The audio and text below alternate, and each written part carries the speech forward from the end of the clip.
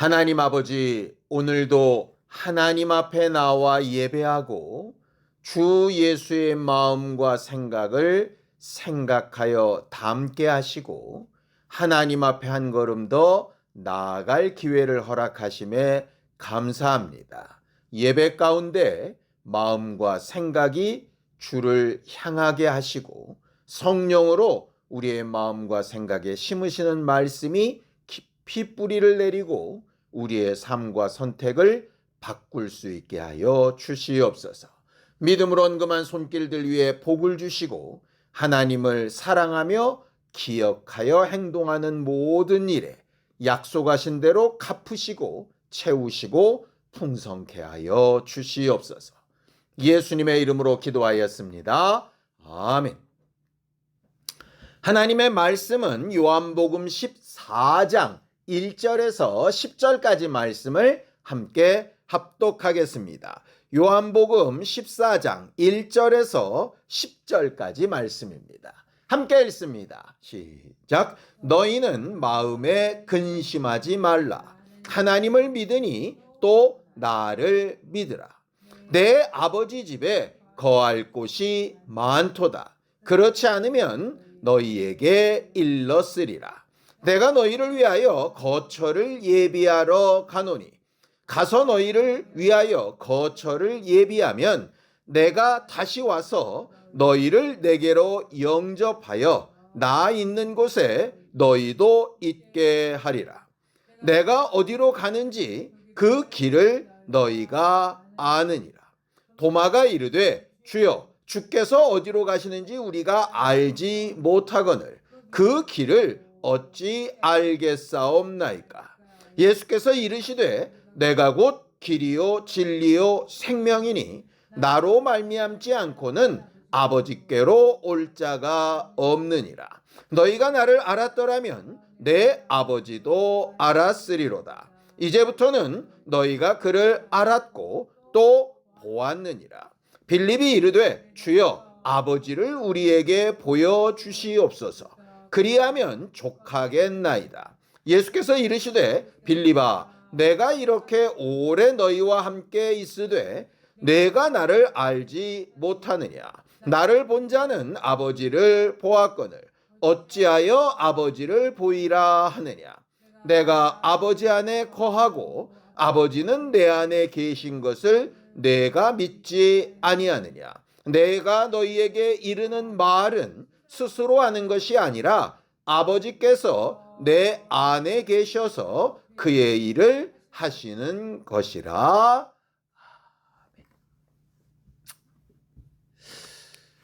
우리 하나님은 우리가 가야 될 최종 목적지, 그 하늘에 있는 거처를 처음부터 설계하셨던 분이시고 예수는 그 하늘 거처를 향하여 가는 길과 진리와 소망이 되시는 우리의 주님이 되십니다.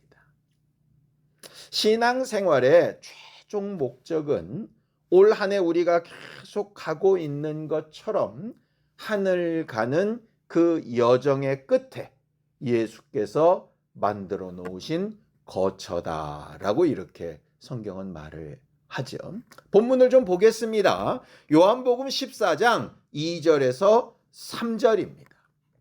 함께 읽습니다. 시작. 내 아버지 집에 거할 곳이 많도다. 그렇지 않으면 너희에게 일렀으리라. 내가 너희를 위하여 거처를 예비하러 가노니 가서 너희를 위하여 거처를 예비하면 내가 다시 와서 너희를 내게로 영접하여 나 있는 곳에 너희도 있게 하리라고 이렇게 되어져 있죠. 그래서 우리의 믿음은 결과적으로 뭐냐? 지금도 우리의 거처를 예비하고 계신 주님을 기억하면서 그 가야 될 그 거처를 향하여 나는 무엇을 준비하고 어떻게 행동해야 하는가 하는 것을 계속 생각하는 겁니다. 물론 우리가 하루하루 살아가는 날들이 있고 우리 주변에 환경들이 있기 때문에 그때그때 맞는 일들과 선택들을 하게 되지요. 그러나 한번 상상을 해봅시다. 우리가 어떤 아파트를 분양을 받았다고 생각을 해봅시다. 아파트를 분양받고 돈을 지불하고 계약서를 썼다 그래서 당장 그 집에 들어가는 건 아니죠. 지금은 허허벌판 같이 보이지만 나름대로 모델하우스를 보고 조감도를 보고 여러 설명을 듣고 이런 거처가 될 거다라고 하는 걸 머릿속으로 기대하고 그 기대가 그대로 이루어질 거라고 믿고 중간에 돈도 넣고 이래가면서 삽니다. 그렇다 그래서 내가 몇 년 후에 그 아파트 들어갈 거니까 오늘부터는 아무것도 안 해. 이러진 않지 않습니까? 오늘 내가 먹고 사는 일도 필요하고 또 생각하는 일도 필요하고 포기해야 될 것도 필요하고 이런 것들이 쭉 계속 있지요. 그러면서도 계속 마음 한구석에 있는 건 뭡니까? 그래도 나는 갈 곳이 있어. 이거 아니겠습니까? 그리고 그게 다른 여러 선택에 사실은 영향을 미치지요. 예수께서 이 땅에서 공생애를 하실 때 여러 가지 사역들을 하십니다. 당장 먹을 것이 없는 이들에게 먹을 것을 주기도 하시고 아픈 자들을 고치기도 하시죠. 그런데 그의 머릿속을 계속 지배하는 최종 목적지와 소망은 뭡니까? 아무리 먹이고 아무리 고쳐도 이들이 그 하늘 거처에 못 들어가면 안 된다라고 하는 거 아니겠습니까? 그러니 고치는데도 그곳이 목적이고 먹이는데도 그곳이 목적이고 질책을 하시는데도 그곳이 목적인 삶을 공생의 기간 동안 사셨던 거죠. 예수께서 요한복음 15장 17절에 이렇게 말씀하십니다. 내 아버지께서 이제껏 일하시니 나도 일한다 이렇게 얘기하셨어요. 그게 무슨 얘기입니까? 하나님은 처음 출발부터 가지셨던 생각이 변함없이 계속 진행되어 하늘 가는 여정으로 가고 계시다.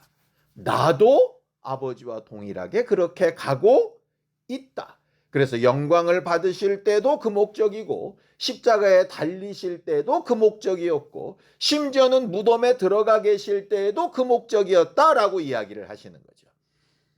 그 말씀을 하신 이유는 너무 다 간단합니다. 우리도 그렇게 닮아 살라는 거죠. 기도 응답받는 것 중요하고 예배 성공하는 것 중요하고 좋은 환경을 만드는 것도 참 중요하고 필요한 일인데 그 모든 일의 최종 가치가 어디에 있느냐? 하나님이 마련하실 그 거처에 어떻게 들어갈 거냐 하는 문제라고 하는 거죠. 그래서 우리의 삶은 하나님이 예비하신 그곳에 나는 무엇을 준비하며 살 것인가 하는 것에 계속해서 마음과 생각이 이렇게 머물러 있어야 한다는 거예요. 여러분들 이사를 해보셔서 알겠지만 내가 지금 살고 있는 공간과 새로 들어가야 될 공간을 비교하면 그 다음에 내가 해야 될 일들이 생각이 납니다. 제가 예전에 살던 아파트는 33평짜리였거든요. 지금 살고 있는 빌라는 한 17평, 18평 이렇게 됩니다. 실제로 거주가 차이가 많잖아요. 그러니까 이사를 준비할 때 뭐 했겠습니까? 뭘 버리지? 막 버릴 것들을 찾는 거예요. 그러니까는 당장 필요 없는 거야 뭐 너무나도 쉽게 버리지만 필요한 것도 심지어는 필요할 것 같은 것도 못 가지고 들어갑니다. 왜? 공간이 작으니까요. 그러니 우선순위를 정해서 계속 버립니다. 자, 그럼 버리면 새로 사는 건 절대 필요가 없나요? 아니요. 아무리 공간이 적어도 새로 사야 되는 건 또 사야 됩니다. 되게 웃긴 거예요. 새로 준비하는 건 준비하는 대로, 버릴 건 버린 대로, 나눌 건 나누는 대로 뭐 이렇게 계속해서 정리를 하는 거예요. 이사 날짜를 정해놓고 머리를 계속 씁니다. 내 일상의 생활을 하면서도 계속 그게 돌아가고 있는 거죠. 신앙생활 그렇게 해야 된다는 거예요. 나는 하나님께서 약속하신 그 하늘 거처를 위해서 지금 내가 잘 누리고 있는 것 가운데 뭐는 버릴 건지, 뭐는 지킬 건지, 뭐는 새로 마련할 건지, 뭐는 나눌 건지, 이거를 계속해서 선택해 나가는 삶이 결국은 하늘 가는 여정의 삶입니다. 그럼 도대체 뭘 버리고 뭘 가져가고 뭘 준비하고 하는 것의 기준이 뭐냐? 이런 기준입니다. 고린도전서 15장 50절입니다. 함께 읽죠. 시작. 형제들아, 내가 이것을 말하노니 혈과 육은 하나님 나라를 이어받을 수 없고, 또한 썩는 것은 썩지 아니하는 것을 유업으로 받지 못하느니라 라고 이렇게 얘기하죠. 하늘나라는 육체로 가진 능력이나 자격이나 명예나 아니면 내가 쌓아놓은 부나 마련해놓은 모든 자격이나 이런 것으로는 들어갈 수 없는 곳이라고 분명히 말하고 있습니다. 이 말은 이 세상 살아가는 동안에 그런 거 필요 없다 이 얘기 아닙니다. 이 세상에 사는 데는 꼭 필요한 부분이지만 하늘에 들어가는 데는 필요 없다는 거예요. 또 이 땅에 살 때는 그런 것들이 꼭 있어야 될 필요가 없다고 생각할 수 있지만 하나님의 나라에 들어갈 때는 반드시 필요한 부분이 있다라고 하는 거죠. 그러니 우리는 이 두 가지를 다 준비하고 누리며 살아야 되는 사람들입니다. 이 땅에 있는 거 필요 없습니다. 다 버립시다. 이게 아닙니다. 이 땅에 사는 동안은 필요한데 사는 동안 필요하다면 물질이 됐던 건강이 됐던 육체에 필요한 어떤 환경이 됐던 언제까지만 필요하냐? 내가 여기 있을 때까지만 필요한 거예요. 그러니 더 많은 것, 더 풍성한 것, 더 대단한 것을 굳이 구할 필요는 없다는 거죠. 왜냐? 가져갈 수 없는 거니까. 지금 당장은 필요 없으니 나중에 하자라고 생각할 수 있지만 내가 언제 그 나라로 부르심을 받을지 모르기 때문에 적어도 최소한 아니 그 이상의 영적인 준비는 또 하고 있어야 한다는 거죠. 그러니까 신앙생활이 그래서 어렵다는 겁니다. 이 세상을 사는 사람은 이 세상 살 것만 열심히 준비하면 돼요. 막말로 이 세상은 다 필요 없습니다. 수도원에 들어가듯이 아니면 산속에 있는 절에 들어가듯이 그것만 생각하며 삽시다. 그럼 여기는 다 포기해도 괜찮습니다. 그런데 우리가 사는 신앙생활은 이 두 가지가 지금 겹쳐 있다는 거예요. 그러니 이것도 필요하고 저것도 필요한 거죠. 예수께서 오죽하셨으면 이것도 행하고 저것도 버리지 말라고 말씀하셨겠어요. 그러니 하나도 제대로 하기 힘든 인생들이 두 가지를 다 하려니 우리의 능력으로는 안 되겠지요. 그러니 당연히 필요한 게 뭐겠습니까? 하나님의 도우심을 얻고 은혜를 받고 하는 것이 필요하지 않겠습니까? 그러니 기도하지 않고 산다, 하나님의 도우심을 못 느끼며 산다 하는 얘기는 심각하게 생각해 봐야 되는 겁니다. 아, 내가 제대로 못 살고 있는 것일 수 있겠다. 이 땅도 필요하고 그 나라도 필요한데 이걸 나는 어떻게 도움을 얻으며 살아야 되지? 라고 하는 것에 분명한 기준과 환경이 있는 사람들이 되기를 예수님의 이름으로 축원합니다. 예수의 제자들도 그런 삶을 살다 보니 참 어려운 문제가 있었던 거죠. 그 당시에 예수는 사회적으로 그렇게 뛰어난 사람도 아니었고 사람들에게 많은 충격을 주고 인기는 좀 있었지만 대단한 권력을 가진 사람들도 아니었습니다. 그런데 예수의 제자들은 어땠느냐? 자기의 모든 것을 다 버려두고 예수를 쫓았어요. 성경을 좀 볼까요? 마태복음 19장 27절입니다. 함께 읽죠. 시작. 이에 베드로가 대답하여 이르되 보소서 우리가 모든 것을 버리고 주를 따라 싸운데 그런즉 우리가 무엇을 얻으리까? 라고 이렇게 얘기합니다. 자, 그물로 고기 잡고 배 타고 나갔던 사람이 그물과 배를 버려두고 예수를 따랐습니다. 그럼 다 따른 거잖아요. 세무 공무원이었던 마태가 그 모든 걸 다 버리고 예수를 따라갑니다. 그럼 모든 걸 다 버린 거잖아요. 결과적으로 올인했다는 얘기입니다. 올인. 그러니까 어떤 사람이 주식에 막 올인을 했고 어떤 사람이 정말 예금을 맡겨둔 은행을 믿고 모든 재산을 예금을 다 넣어놨다 칩시다. 과거에 우리 2000년대 IMF 났을 때 난리가 났지 않습니까? 믿고 넣어놨는데 한꺼번에 증권회 사고 뭐고 다 무너졌을 때 사람들이 막 목숨 끊고 막 별 난리도 아니었지 않습니까? 예수의 제자들은 예수께 사실 올인했던 사람들입니다. 그러니까 자기의 삶도 있고 예수를 따르는 삶도 있어야 되는데 말 그대로 이걸 다 놓고 예수에게 말 그대로 다 집어넣은 거예요. 그리고 나서 그 뜨겁고 아주 대단한 열정을 가지고 신앙생활을 하나님 앞에서 하려고 막 몸부림을 치는데 엄청난 근심이 그들 가운데 있게 된 겁니다. 근데 너무 아이러니하게도 그 근심이 왜 생겼냐? 그 근심이라는 말이 마음이 나뉘다, 두렵다, 걱정된다, 불안하다 이런 뜻이거든요. 아니, 모든 것을 다 버리고 예수를 따를 만큼 예수가 대단한 사람이야, 예수를 따라가면 뭔가 될 거야 라고 하는 엄청난 믿음으로 시작을 했는데 그 믿음이 왜 갑자기 근심이 되고 두려움이 되고 불안감이 됐을까? 예수의 말씀 때문입니다. 아이러니하죠. 예수를 믿고 따라왔는데 예수의 말 때문에 불안한 거예요. 어떤 말? 나 십자가에 죽는다? 나 떠난다? 나 너희와 계속 같이 있지 않다? 내 나라는 이 땅에 속한 거 아니다? 막 이런 얘기를 자꾸 하는 거예요. 왜 저러지? 아니, 우리는 자기만 믿고 지금 이렇게 따라가고 있는데 왜 자꾸 저딴 말을 하는 거지? 이렇게 되는 거죠. 자, 요한복음 14장 1절입니다. 그렇게 두려워하며 힘들어하는 사람들에게 예수께서 하신 말씀입니다. 함께 읽죠. 시작. 너희는 마음에 근심하지 말라. 하나님을 믿으니 또 나를 믿어라. 이렇게 되어 있습니다.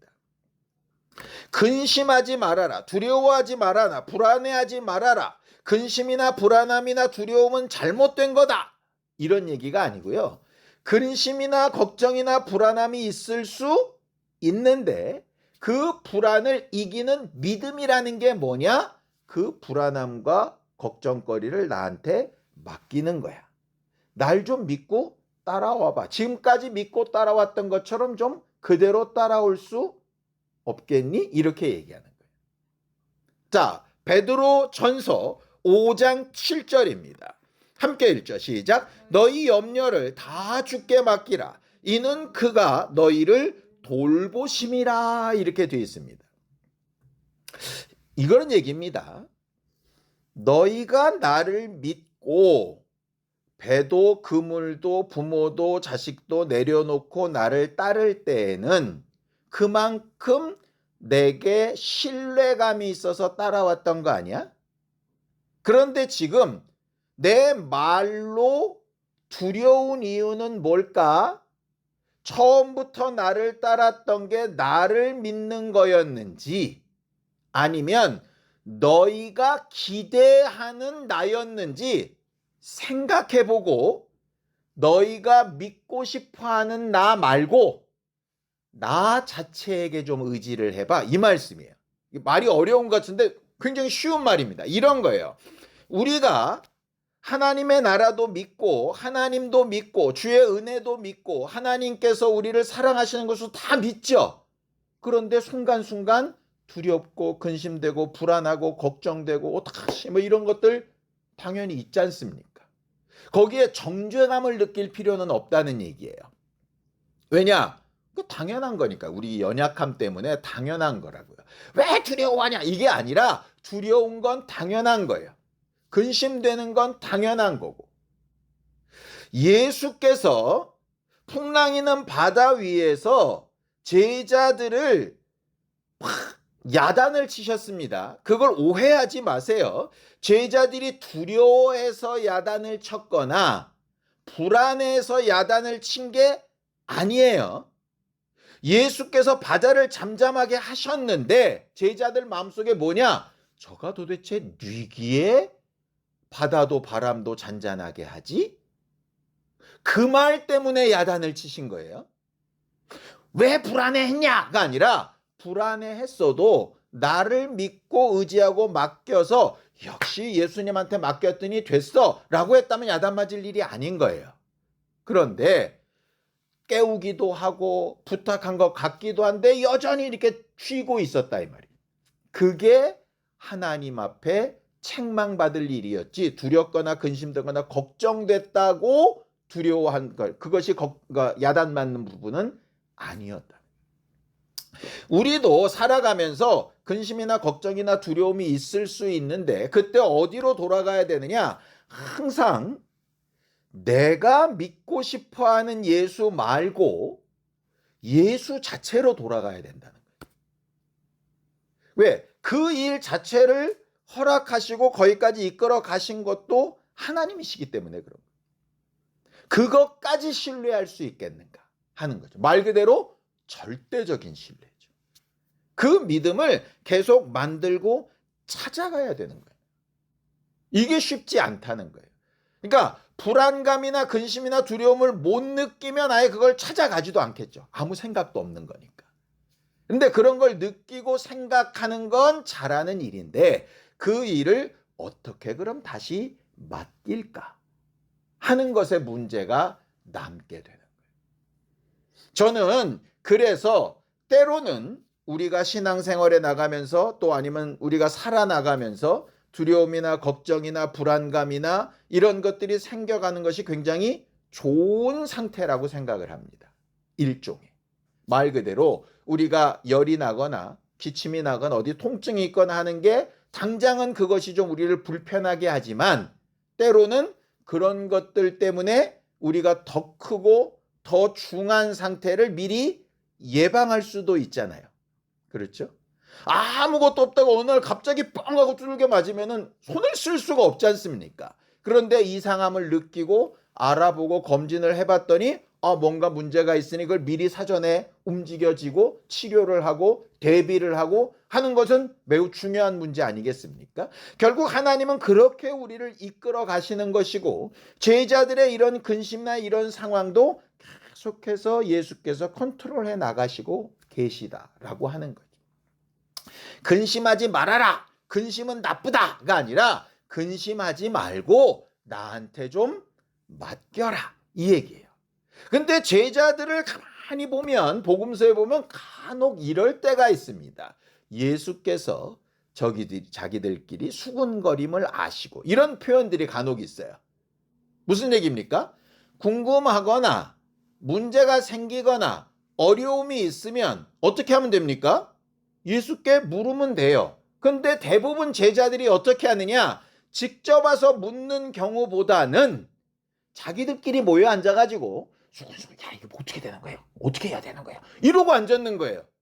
예수님이 가장 답답해 하셨던 부분 중에 하나가 바로 그 부분입니다. 오늘 본문은 그 부분을 굉장히 중요하게 얘기하고 있어요. 두려움이나 근심이나 불안감이 생길 수 있다. 그런데 그것을 해결하기 위한 지혜로운 행동은 뭐냐? 오늘 두 사람이 나오는데 한 사람은 도마고 한 사람은 빌립입니다.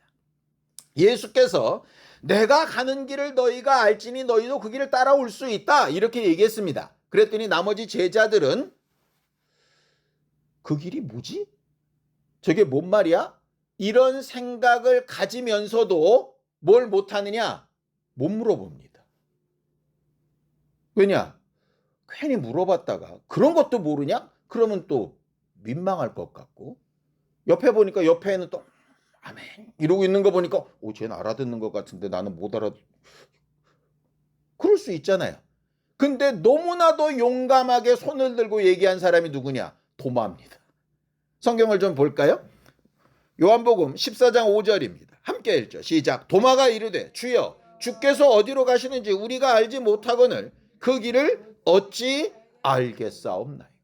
예수님 도대체 어딜 가시는데 우리가 그 길을 안다는 겁니까? 말씀도 안 해주시고 이렇게 대놓고 물어보는 거예요. 도마가 우리는 맨날 의심 많은 도마 맨날 이러거든요. 근데 생각해 보세요. 그 당시에 부활하신 예수를 직접 만나지 못했던 수두룩빽빽한 많은 사람 가운데 도마같이 생각했던 사람이 도마 한 사람만 있었을까요? 아니요. 굉장히 많았을 겁니다. 근데 유일하게 도마는 내가 믿고 싶다는 거예요. 예수의 부활을 믿고 싶다. 그런데 내가 직접 확인해 보지 않고서는 내가 니들 말만 듣고서는 내가 믿을 수 없다. 왜냐? 내 믿음의 대상은 예수지 너희가 아니야. 이렇게 얘기하거든요. 그러니까 물론 예수의 약속하신 말씀을 믿고 기대하고 소망하고 불안감이 없이 살았으면 더 좋았겠지만 그러나 적어도 그냥 에이 그런 게 어딨어 라고 하면서도 입 다물고 가만히 믿는 체 하고 있는 것보다는 도마가 훨씬 나은 선택을 하는 거예요. 도마는 뭐냐? 해결이 안 나면 묻고 해결을 받으려고 하는 사람이에요. 아니 어떤 사람이 더 좋은 겁니까? 문제가 생겼으면 문제의 원인을 알고 그걸 해결하려고 하는 사람이 옳은 겁니까? 문제가 생겼는데 아이 뭐 되겠지 하고 덮어버리는 사람이 훌륭한 사람입니까? 당연히 말하는 사람이죠. 빌립도 있습니다. 예수께서 나를 본 자는 아버지를 봤다 막 이렇게 얘기하니까 이제부터 너희가 하나님을 잘 안다 이렇게 얘기하니까 빌립이 이렇게 얘기하는 겁니다. 요한복음 14장 8절입니다. 함께 읽죠. 시작. 빌립이 이르되 주여 아버지를 우리에게 보여주옵소서 그리하면 족하겠나이다 라고 얘기합니다. 너희는 이미 하나님을 알고 봤다라고 얘기하니까는 다른 사람들은 가만히 있는데 빌립은 난 본 적이 없는데 이 얘기를 하는 거예요. 아니, 엄격하게 얘기하면 하나님을 본 적이 없죠. 아무도. 결과적으로 그런 얘기를 누가 하냐? 어떤 한 사람이 하는 거죠. 근데 도마나 빌립은 이때만 이랬던 사람들이 아니에요. 도마는 아까 말한 대로 예수 부활하셨을 때 손가락 넣어보겠다고 할 만큼 적극적인 사람이었죠. 빌립은 또 얼마나 적극적인 사람이냐? 헬라 사람들이 예수의 소문을 듣고 왔어요. 이방인들이잖아요. 그 당시는 이방인들이 예수를 찾을 때 굳이 예수 앞에 이방인을 데려가야 될 생각도 아무도 안 하고 있을 때 유일하게 빌립만 외국 사람이니까 말이 잘 안 통했는지 막 예수에 대해서 설명을 하다가 얘가 못 알아들으니까 일로 와봐. 그래서 데리고 가서 예수를 만나게 했던 사람이 빌립이에요. 처음으로 이방인, 외국인과 예수를 만나게 하는 일에 선교사처럼 역사했던 첫 번째 사람이 누구냐면 빌립이었습니다. 그러니까 그만큼 빌립이나 도마는 둘 다 성격적으로 일단 적극적인 사람이었고요. 성격만 적극적인 게 아니라 지금 예수가 하는 말씀을 듣고 그러려니 하는 게 아니라 저게 도대체 뭔 말이지? 내가 진짜 알고 있는 게 맞나? 라고 하는 걸 생각하는 사람이었다는 거예요. 우리가 흔히 말을 하다 보면 그런 경우 있지 않습니까? 난 열심히 얘기했는데 옆 사람이 끄덕끄덕 거려요. 근데 느낌이란 게 있죠. 얘 안 듣고 있구나. 그럼 다시 확인합니다. 방금 들었어? 응. 내가 뭐라 그랬는데? 뭐라 그랬지? 이런 거예요. 귀를 닫은 건 아니에요. 소리가 안 들렸던 것도 아니에요. 듣기도 들었어요. 어떻게 알 수 있냐? 내가 이렇게 얘기했잖아. 아, 그렇다. 못 들은 게 아니에요. 근데 듣기는 들었는데 안 들어간 거죠, 일로. 안 들어가니까 생각을 안 한 거죠. 언제 생각나느냐? 다시 얘기해주면 그때서야 오, 맞아. 그거 들은 기억이 난다. 이렇게 되는 거예요. 그만큼 깊이 안 들은 거죠. 누구를 비난할 게 못 됩니다. 내가 신경 쓰는 문제에 대해서만 나도 그렇지요. 나도 별로 신경 안 쓰는 문제는 남의 얘기 그렇게 잘 안 듣습니다. 빌립이나 도마의 특성은 뭐냐면 예수가 하시는 말씀을 뭔 뜻인가 하고 계속 집중해서 들었던 사람이라는 얘기예요. 여러분들 그런 얘기 있습니다. 누가 공부를 잘하냐? 선생님 말을 잘 듣는 아이들. 또 누가 공부를 잘하냐? 그렇게 듣고 나서 질문을 하는 애들. 질문은 뭘 알아야 질문을 합니다. 모르면 질문을 못해요. 그 모른다는 얘기는 내가 뭘 듣고 안 다음에 내가 아는 것과 모르는 것을 구분할 줄 알아야 모르는 부분을 찾아서 질문을 하잖아요. 아예 아는 게 없는데 뭘 질문을 해요? 내가 여기까지는 알겠는데 요 말은 모르겠다. 이래야 이게 질문이 되는 거잖아요. 그러니 적어도 예수 앞에 하나님 앞에 질문이라는 걸 한다는 건 결과적으로 반대로 얘기하면 일정 부분 이상 내가 잘 듣고 있다는 얘기예요. 거꾸로 얘기하면 내 안에서 아무 질문이 안 나온다는 얘기는 둘 중에 하나죠. 완벽하게 이해하고 믿었던가 아니면 완벽하게 아무 생각이 없던가. 둘 중 하나. 결국 하나님께서 오늘 우리에게 하고 싶은 말씀은 뭐냐면 이런 겁니다. 가만히 있으면 중간이나 간다라고 생각하지 말고 모르는 것과 아는 것을 좀 구분해서 질문하는 지혜가 있으면 좋겠다. 대표적인 한 사람이 또 있는데 니고데모입니다. 니고데모는 사내들은 공의, 지금으로 따지면 국회의원의 사회 지도층이었죠. 다들 예수를 비난할 때 그 니고데모는 자기가 가지고 있는 의문, 영생이라고 하는 그 의문, 어려서부터 율법을 배우고 자기가 율법으로 재판도 하는 그 사람이 이 율법으로 과연 내가 영생을 얻고 천국 갈 수 있나에 대한 근본적인 의문이 풀리지 않아서 예수를 찾아옵니다. 그래서 어떻게 해야 영생을 얻습니까? 이렇게 묻습니다. 예수께서 대답하시죠. 거듭나야 하리라. 아멘! 이러고 가는 게 아니라 거듭나는 게 뭡니까? 엄마 뱃속에 또 들어갔다 다시 태어나야 되는 겁니까? 예수가 또 콕 찌르시죠. 야, 너는 이스라엘의 선생이나 돼갖고 그것도 모르냐? 에이씨! 이런 게 아니라 모르니까 물어보죠. 그 겸손함이 어디까지 가느냐? 예수께서 죽으시고 그 시신을 십자가 내릴 때 아리마대 요셉이랑 같이 산헤드린 공회원 2명이 예수를 무덤에 모시는데 그 중에 한 사람이 니고데모예요. 결국 그가 예수를 죽는 순간까지, 부활하시는 순간까지 계속 따를 수 있었던 이유는 뭐냐? 근원적인 문제를 질문해서 해결받았기 때문입니다. 결과적으로 성경에 몇몇 사람들이 나오는데 그 대표적으로 믿음의 사람들의 특성이 뭐냐면 예수께 질문했던 사람들입니다. 용기가 있어야 된다는 얘기예요. 남들은 아는데 나만 모를까 봐 창피해하지 말고 물어야 하는 거예요. 근데 제가 잘 못하는 부분이 이런 부분이에요.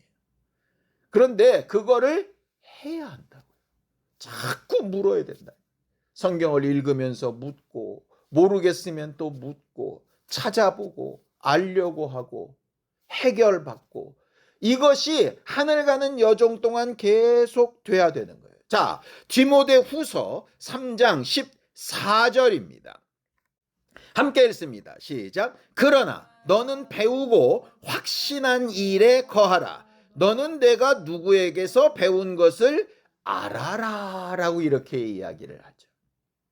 신앙생활 가운데 두 가지 태도를 좀 고쳤으면 좋겠습니다. 첫 번째는 좋은 게 좋은 거야. 그냥 넘어가. 뭔가 뜻이 있으시겠지. 그거는 좋은 태도가 아닙니다. 물어봐야죠. 또 한 가지의 태도는 뭐냐?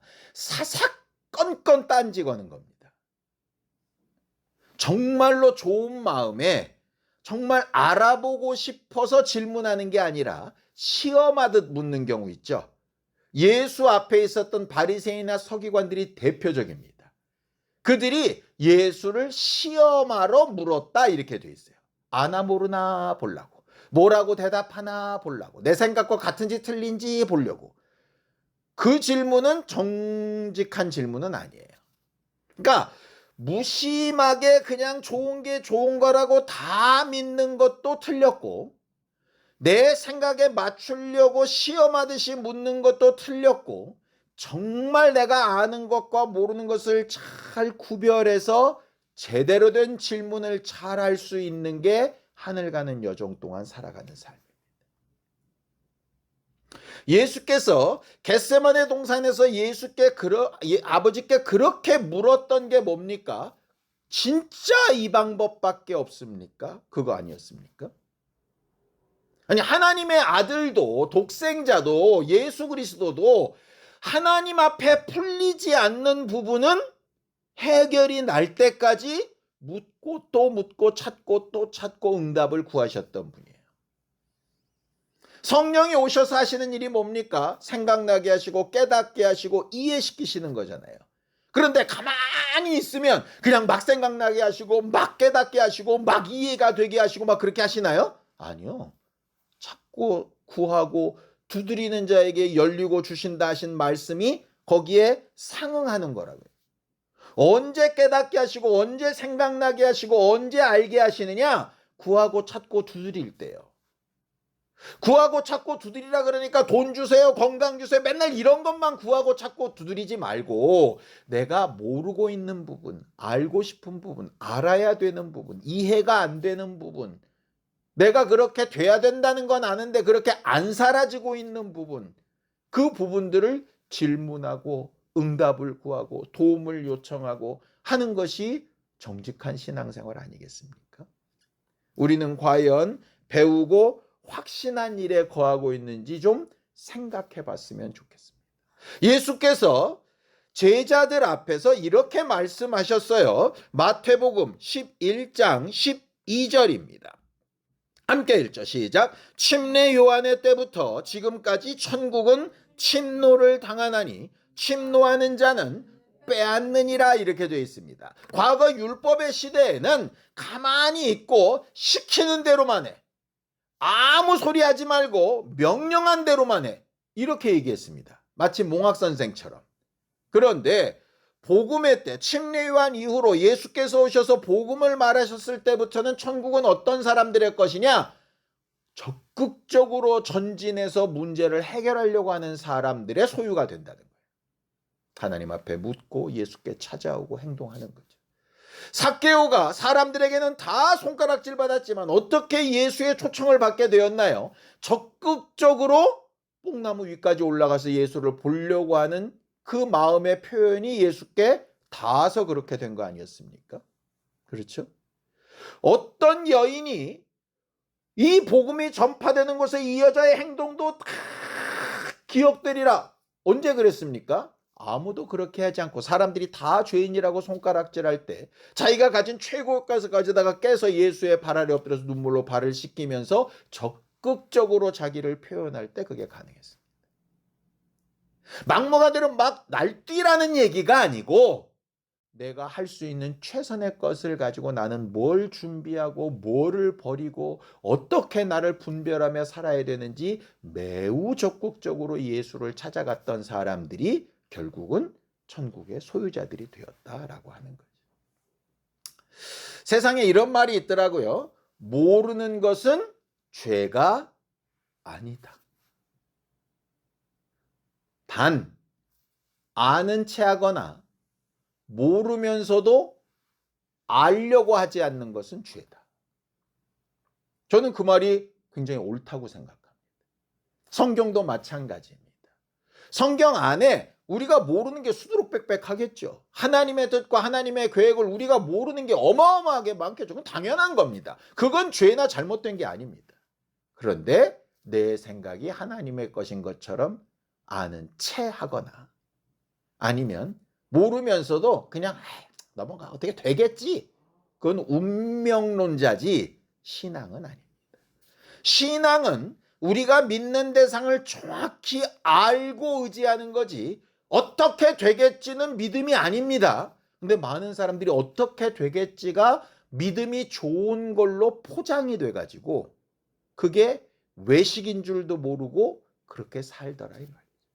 아는 체 하거나 알려고 하지 않는 건 외식입니다. 예수께서 자기 앞에 늘상 예수를 시험하며 깐족거렸던 사람들에게 이렇게 말씀하시죠. 요한복음 9장 41절입니다.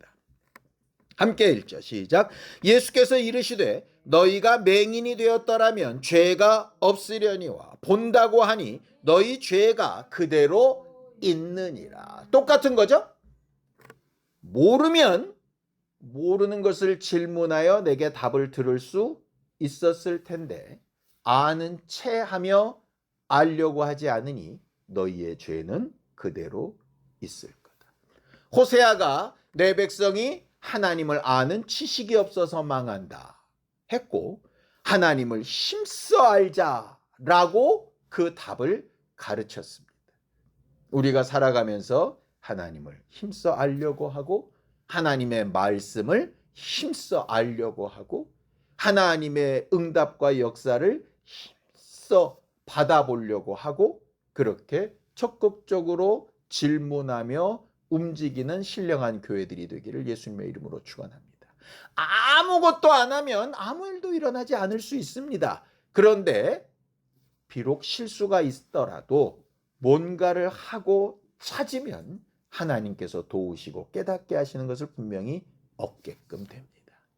실수나 나의 연약함이 드러나는 것을 두려워하지 말고 하나님 앞에 적극적으로 묻고 하나님의 응답을 구하며 하늘 가는 여정을 살아가는 우리 모두가 되기를 예수님의 이름으로 축원합니다. 함께 같이 기도하겠습니다. 하나님 아버지, 하나님께서 우리 모두를 도우시고 인도하셔서 하나님이 우리와 함께 하시고 하나님의 능력과 하나님의 은혜와 하나님의 하시는 모든 일들을 가르치시고 깨닫게 하시는 증거를 보는 기쁨에 충만하게 하여 주시고 우리 안에 와 계신 성령으로 말미암아 알게 하시고 깨닫게 하시고 인도하시는 증거를 날마다 확인하며 주님 앞에 서게 되는 그날에 부끄러울 것이 없는 일꾼으로 바로 인정함을 얻을 수 있는 우리 모두가 되도록 도우시고 인도하여 주시옵소서.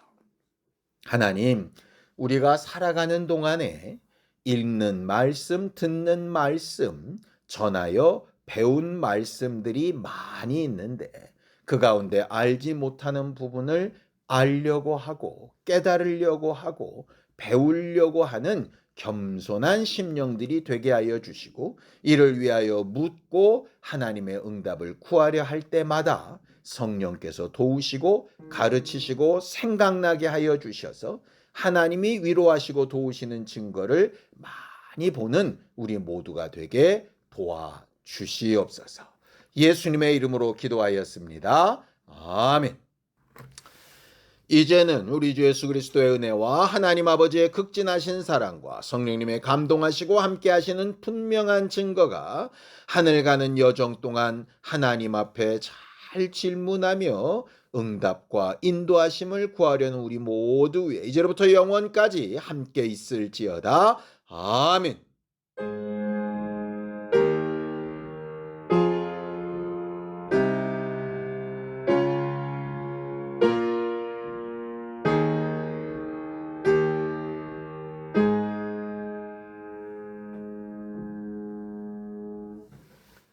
날마다 하나님 앞에 문제를 해결받아가며 사는 우리 모두가 되기 바랍니다. 수고하셨습니다. 감사합니다.